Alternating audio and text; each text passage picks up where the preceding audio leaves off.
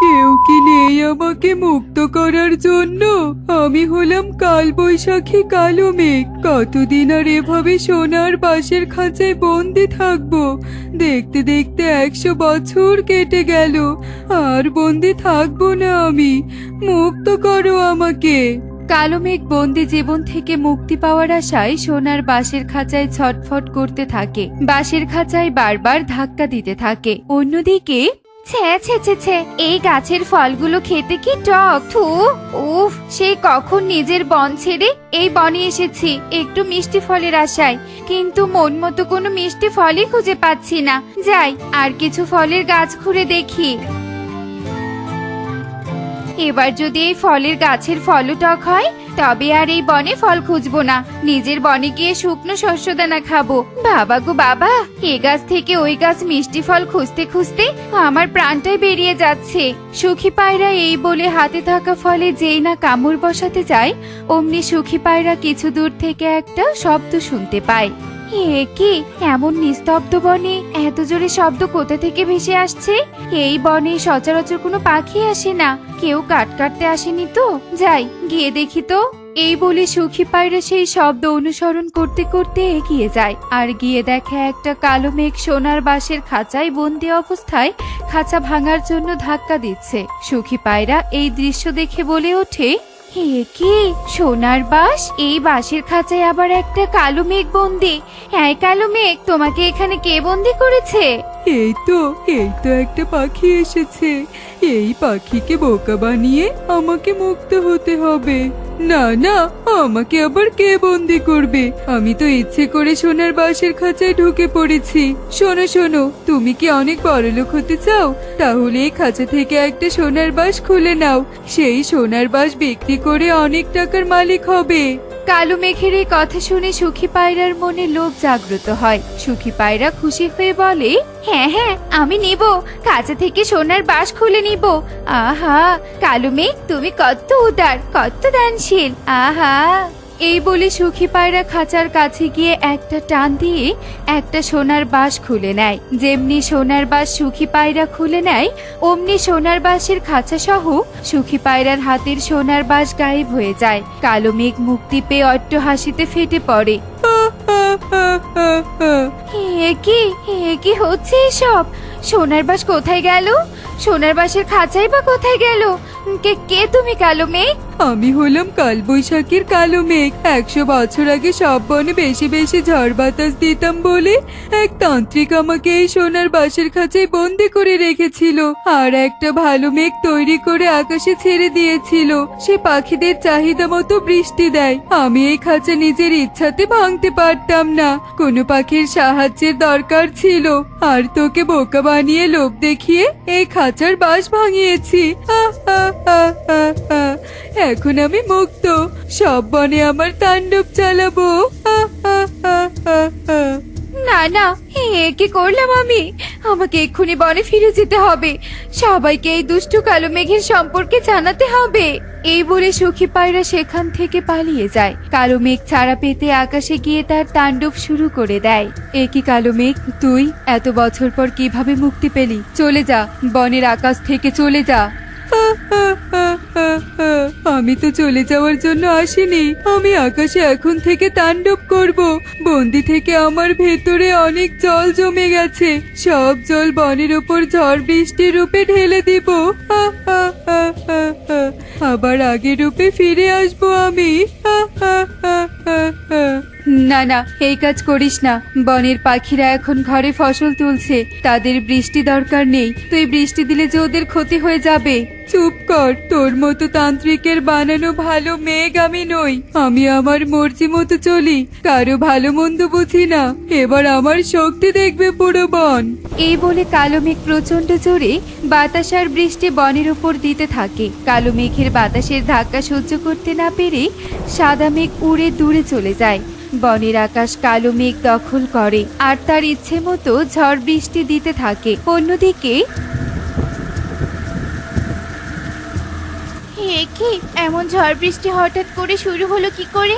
মেঘ তো ঝড় বৃষ্টির আগাম কোনো সংকেত দেয়নি। হায় হায়, আমি তো এখনো ঘর ঠিক করিনি। ঘর তো আমার এক্ষুনি ভেঙে গাছ থেকে নিচে পড়ে যাবে।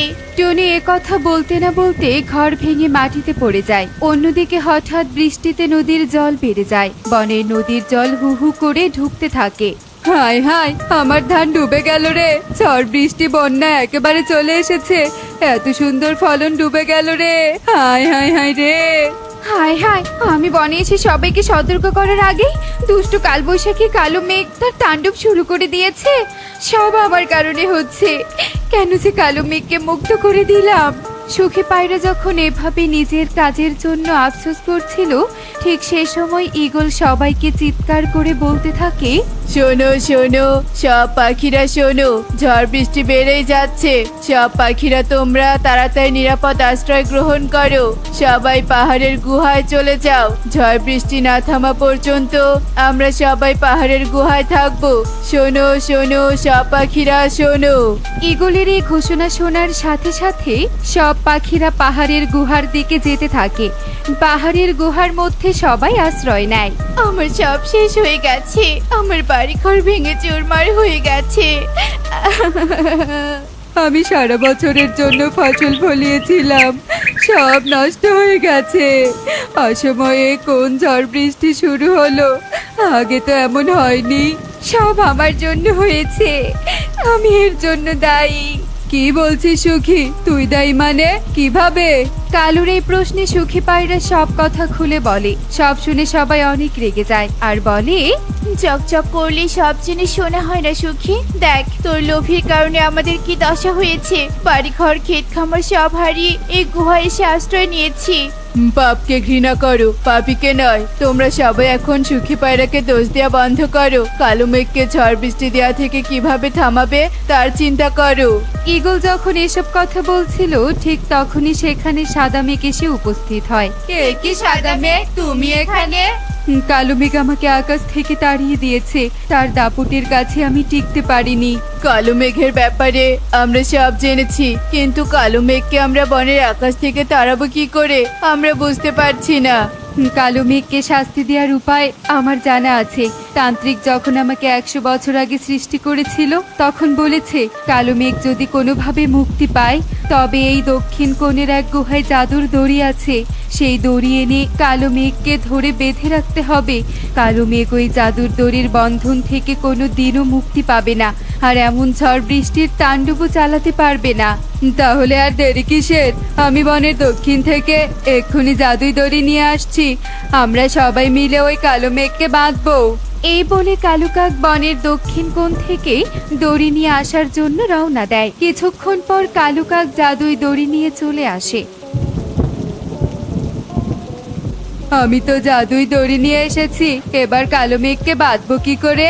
আমার তো হাত নেই। শোনো, তোমরা ওই কালো মেঘের দিকে দড়ি ছুঁড়ে মারো। জাদুই দড়ি কালো মেঘকে নিজেই বাঁধবে। তারপর তোমরা দড়ি টেনে কালো মেঘকে আকাশ থেকে নামিয়ে নিয়ে আসবে আর একটা গাছের সাথে সারা জীবনের জন্য বেঁধে দিবে। ঠিক আছে, আমরা তাই করছি। এই দড়ি ছুঁড়ে দাও। যেই বলা সেই কাজ। কালু দুষ্টু কালো মেঘের দিকে দড়ি ছুঁড়ে মারে। জাদুই দড়ির একটা অংশ গিয়ে কালো মেঘকে বেঁধে ফেলে, আর একটা অংশ ধরে বনের পাখিরা দুষ্টু কালো মেঘকে নিচের দিকে টানতে থাকে। হেইয়ো, আরো জোরে, হেইয়ো, আরো জোরে, হেইয়ো। একে কি আমি আকাশ থেকে মাটির দিকে যাচ্ছি কেন? কে টানছে আমাকে? সবাই কালো মেঘকে টেনে আকাশ থেকে নিচে নামায় আর একটা গাছের সাথে বেঁধে ফেলে। কালো মেঘ আকাশ থেকে নামার সাথে সাথে আকাশ পরিষ্কার হয়ে ঝড় বৃষ্টি থেমে যায়। ছেড়ে দে, আমাকে ছেড়ে দে। তোরা আমাকে বেঁধে রেখেছিস কেন? ছেড়ে দে। তুই আমাদের অনেক ক্ষতি করেছিস, আর ছাড়া পাবি না। এই গাছের সাথে সারা জীবন বাঁধা অবস্থায় থাকবি। দুষ্টু কালো মেঘ কোথাকার! হায় হায়, মুক্তি পেতে আবার বন্দি হয়ে গেলাম। অন্যের ক্ষতি চাইলে সব সময় বন্দি থাকতে হয়। দেখ, আমি সবার উপকার করি, তাই আমি মুক্ত। বনের পাখিরা, তোমরা তোমাদের বাড়িতে চলে যাও। যার যা ক্ষতি হয়েছে সব ঠিক করে নাও। আমি বেশ কিছুদিন আর বৃষ্টি দিব না। এই বলে সাদা মেঘ আকাশে চলে যায়। বনের পাখিরাও নিশ্চিন্ত মনে তাদের বাড়ি ফিরতে থাকে। অন্যদিকে কালো মেঘ গাছেই বাঁধা থাকে আর সেখানেই নিজের কৃতকর্মের জন্য আফসোস করতে থাকে। এমনই সব মজার মজার শিক্ষণীয় টুনি পাখির গল্প দেখতে আমাদের সাথেই থেকো। আর গল্পটি কেমন হয়েছে তা কমেন্টে জানাতে ভুলো না কিন্তু। Bye bye.